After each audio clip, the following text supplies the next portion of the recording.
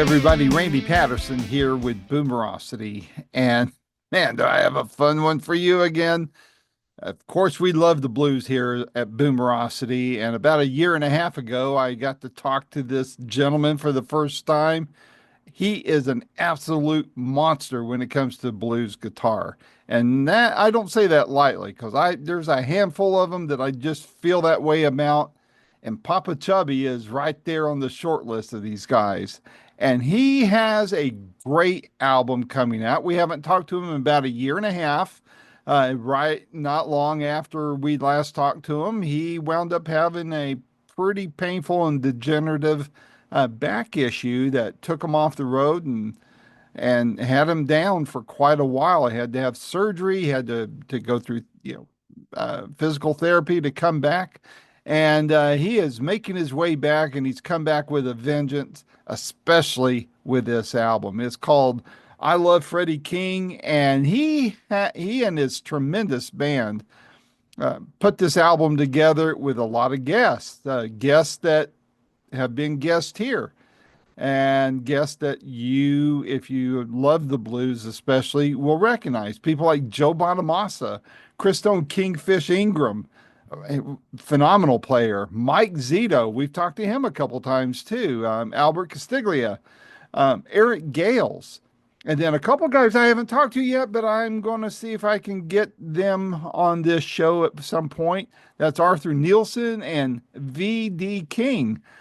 Great musicians all, and put them all together and you come up with a great album called "I Love Freddie King." I've got to hear it all the way through. It comes out March 28th, but getting a sneak listen to it all, I just absolutely love it. It's going to be on my repeat list for years to come. And so please give this interview a listen. Papa has a lot of great things to say. We keep it short and concise, but very informative. And I think you'll love everything he has to say. And if you don't mind, please hit like and subscribe. It doesn't cost you anything, but it sure helps us a heck of a lot. So please do that. And if you don't mind, share it with your friends, especially those who love the blues. So without any further ado, here's my second of what I hope are many, many more interviews to come with blues great Popa Chubby. Until next time, this is Randy Patterson with Boomerocity. Take care. Okay, there we go. What's up, bro? Hey, Papa, it's been a while, man. It's been How are about a you, year man? and a half. I'm doing great, man, and I've been keeping up with you. I know you've had a challenging day or two, haven't you, since we last spoke? They're all challenging days. What are you gonna do? You persevere, and that's exactly what you've You done. get up in the morning and anything can happen. That's right. That's right. Well, man, it's so good to see you again. I know a lot of thoughts and prayers have gone up for you over the last year and a half, and wow, you've come back with gusto and with a great new album. How did that all come about, despite everything you've Oof. been going through? I don't know, man. I think somebody's got to be looking out for me. Yeah, I'm Agreed. gonna be straight up honest with you, man. Every day I get up and I pray to God and I say, look, here's the deal. Let's do this. If you want me to keep doing this, give me the power to do it. And if you Hmm. don't want me to do it anymore, take it away. Hmm. Hmm. Because life is challenging indeed. And as we get older, Freddie King died when he was 37. Let me leave that there. Jimi Hendrix died when he was 27. Let me leave that right there, man. I'm gonna be 65. Somehow I'm still doing it. But everything's a little different, especially in the light of what I've gone through and continue to go through. But I'm happy and grateful to be here and Yeah. still trying to get some notes off and have a good time. Yeah, well, you're doing an amazing job of it, and you're inspiring us lazy butts who have no excuse at all to be productive. I mean, to not be productive. So, I applaud you for what you've done and continue to do. And to me, I think your playing is as amazing as ever, and it really shows on this new album, man. Tell me about the album. How'd that all come about? Well, You could say the album's been 30 years in the making because, you know, when I made my first Sony release, which was called Booty and the Beast, if you go back to that record, I covered two Freddie King songs on it. I covered Hmm. Palace of the King and I covered Same Old Blues, which we recovered on this record because I was never happy with the version we did. Because the version that Freddie recorded, produced by Leon Russell, is like right out of the American songbook. Like the Hmm. changes, it's like a standard tune. So we wanted to recreate it doing that. So for a long time, Freddie King has been paramount in my existence. He's always been there. I'm always playing Freddie King songs in my set. And Hmm. a couple of years ago, I put 2019 or 2023. I think I put out a double live record for Gulf Coast that did really well. And I was speaking to Mike Zito, and he said, I'd really love you to record another record for us. I said, I want to do a Freddie King tribute record with special guests. And Mike was like, great idea. Let's do it. Put a list together, and, we'll start calling people up. So we put a song list together, trying to cover all of Freddie's career, which was so vast. And then we started calling folks up who we knew, friends, to come and join us and contribute, and they all did. Everybody I asked was happy to jump at the chance of helping me out and also celebrating Freddie King. But definitely the community of blues and blues rock came forward on this record, and I'm very grateful to be part of that and grateful for it. Well, of those guests, I've interviewed all but two of them in my interviewing career. So it was neat to see all the names on there helping you out. And wow, did they ever kick it in? I mean, Yeah, and it's more than just names. It's like a mhm, lot of records have obligatory guests. The artist doesn't. These are all my friends for mhm. decades. I mean, I've known Joe Bonamassa since he was 12 years old. Man, I know Chris Stone Ingram from when he first started. I know all the Eric Gales, man. I know we go back to the '90s together, man. So Mhm. it's like, Albert and Mike are like my brothers, man. It's definitely more than just getting some people on your record, man. There was Right, definitely right. a connection here, and I'm very grateful for Mhm. that. Also, everybody came together with a love for Freddie King. Yeah, it shows. It comes through on the sound. And I mean, some of these guys are fellow New Yorker. I know Joe is, and uh, you Arthur know, Nielsen 'cause- yep, yep. Castilla's from up there too, isn't he? originally, but he's Yeah, he's down in Miami now for I don't know his whole life, most of his life, 30 years. yeah, yep, yep. Almost native Floridian. Yeah, but you can't take the Bronx out of the boy. That's right. I've only been to New York a couple of times. I'm in the hills of Tennessee. Can't All take the right. hillbilly out of us either. That's all So right. Nothing wrong with that. We got plenty of hillbillies up here. well, hey, you mentioned Mike Zito, great guy. I've interviewed him a couple of times, met him in person a couple of times.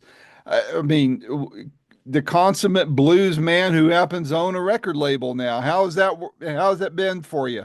It's been great. I love Mike. I love him like a brother. I know him for a long time. Um, you know, the label is very artist friendly. It's Hmm. been a really good place for me because they kind of like appreciate having me on the label, and I bring them, some good sales and some, good visibility and some ins in markets maybe they wouldn't normally have, like Europe and stuff. But it's great, man. It's really a good part of the new record business. I'll put it that Yeah. way. I mean, I was doing it myself for a while. It's a lot of work. These folks really get it done. So I'm very, very happy. That's very cool. And it's continued despite his own challenges, losing his wife and Yeah. But he's doing great. recovering from that. And so and now he's remarried or about to remarry, right? Right. So, yeah, very cool. Very Life cool. goes on. That's right, it has to, or we crumble. So back to the record, what was the process? You got all these names together. I mean, I The would first imagine there was process a is compiling a set list. So to compile a set list, you had to look what was important in Freddie's career. To me, Freddie had three distinct phases of his career. He had the early 60s guitar instrumental stuff from Just Pickin', like Hideaway and San Jose and Hip Hugger. And really, when he was marketed to a white teeny bopper audience during that time. Mhm. And then after that, he met Mike Vernon and went to London and made the Burglar record, which was the funkiest record ever recorded, man. I mean, that Burglar record to this day. And then somewhere during that, Leon Russell signed him to Shelter Records, and he made three or four records for Shelter with Leon Russell, Duck Dunn, and Don Nix. And those records were the most important records in my musical life for decades. The record Getting Ready by Freddie King, produced by Leon Russell on Shelter Records, is by far, first of all, it's got I'm Going Down on it, the most iconic song in blues rock. So, Mhm. you know, getting all those things together, picking the tracks. The band was easy because I have the best players in the world right here. Mike Merritt on bass, Andre on drums, Mike DeMeo on keyboards. We went into the same studio we recorded the last record in, G Blues Juke Joint. Great studio. They just won like 4 Grammys and Mhm. from records that recorded in that studio, and we knocked it out in a couple of days. And had the basic tracks. Got home, started doing the vocals, started doing the guitar overdubs. Got Arthur in because he lives in the area, and then I got sick and everything went down. I went Mhm. up to the hospital having back surgery. The record just sat in the can until I got out in July, at which point I still couldn't even really lift my arms over my head, Wow. and which is still a bit of a challenge, to be honest with you. Um, so I called a friend of mine, VD King, great engineer, and I said, "Look, help me out with this. Everything's roughed in. People are going to send their tracks. Just put everything together for me, and let's get it done." And we got it done, and now it's coming out. So I'm very excited. Sure. Aside from having a major medical event in the middle of all this, what else was different about putting this album together than all the others you've done personally, as well as others you've contributed to? From a guitaristic point of view, you really you can't emulate Freddie. Nobody can play like Freddie. He played differently. He was from Texas, man. Those cats. First of all, he didn't use a flat pick. He used a thumb pick. So it's like Gatemouth Brown was the same thing. Those guys didn't use picks; they used their fingers. Jimmy Vaughn too, same shit, Hmm. man. It's a different paradigm of playing, but there are things to Freddie's playing, signature licks, signature ways he phrased things that were intrinsic and important. So I tried to keep all that as the most important thing in the record, and then use the rest as a way to just showcase these wonderful tunes. Wow, very cool. What kind of surprises did you run into putting this together? Well, besides winding up in the hospital, which was a pretty big goddamn surprise, Yep. um, really, man, besides that, it's been pretty cut and dried. It just took, when we contacted like Joe and Christone and Eric, they were all on the road. So we had to get to a place where everybody was in a place where they can actually physically, even Mike. I mean, it took Mike I think Mike was the last guy to send me his track. I'm like, come on, Zeno, it's your label. Let's go here. So that was the challenge. The challenge was just letting everything come together of its own volition. And it did. Besides that, man, I got to say, man, Elijah Niels did the background vocals, did a great job. My son Harry Horowitz did the horn tracks on it, played trumpet and wrote the horn tracks, and it went down smooth. Wow.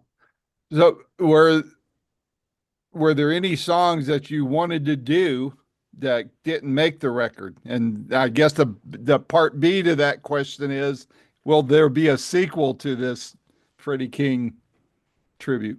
You never know. I'll be honest with you. Um, there are always songs that make the record. I'll tell you one. I really wanted to put it on here. It's kind of like an R&B song. It's called "I'd Rather Be Blind," and it's from the record Texas Cannonball. Again on Shelter Records. One of my all-time favorite songs, Freddie King songs. But it didn't make it. That one just didn't make it on the record. Um, Sequel, I don't know, man. I think this is a good testament. I think what I'm working on now is to move forward and make a sequel to my 2020 record, Tinfoil Hat. I'm going to make Tinfoil Hat Part Two because the possibilities of being how can I put this, of lighting me up to write stuff are very large right now. There's a lot going on in the world, and Tinfoil Hat was a commentary on everything that went down during the pandemic and the first Trump administration. And so I'm definitely gonna pursue making music for parody and for awareness. That's where I'm at right now, Cool. for better or Which, worse. for better or worse, there you go. What about a calling card on this album? I mean, they're all Freddie's stuff, but and yeah, I know you love all the songs, but which one would you point to fans or people that are just discovering you and say, "Hey, if you like this, how I do on this song, you're going to dig the rest of the record." It dropped last Friday. It's the first single. I'm going down.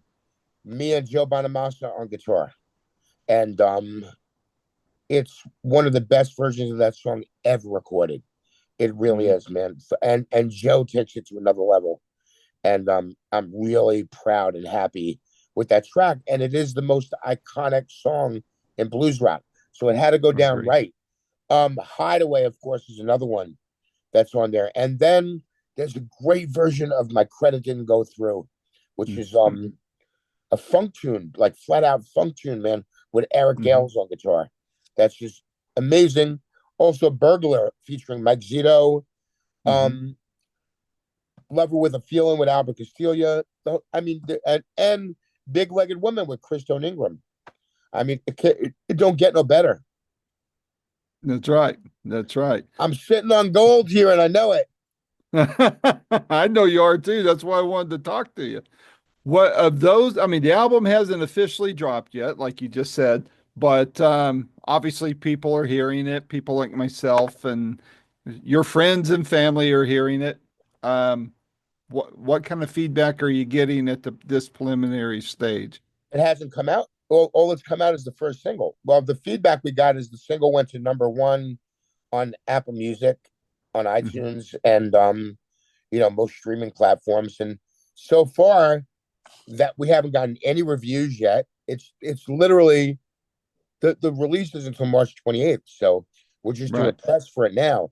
But like right. talking to you is good. You seem to like it, Oh, I loved it. I mean, Mark gave me let me listen to an advanced stream of it, right? and I've just I'm blown away by it. I when you said you were sitting on gold, I think that's a great way to describe it, and I think you deserve it after everything you've been going through. And Wow, no, nobody. Hopefully, none of us get what we deserve. well, what if you put it that way? I agree with you. So, what's on your radar for the rest of the year? Besides talking to bozos like me, what you got coming up next? What you going to do the rest of the year? I'm going to start doing shows. I mean, I've been doing shows since August. Slowly, I've gotten back in the game, and I'm letting my body heal. And when you have your spine operated on, it really affects everything. It affected my hands, my arms, Mm, everything. So I'm kind of like relearning how to walk, how to play, how to do everything, man. And but the good news is, like, I've been out doing some shows and they're going well.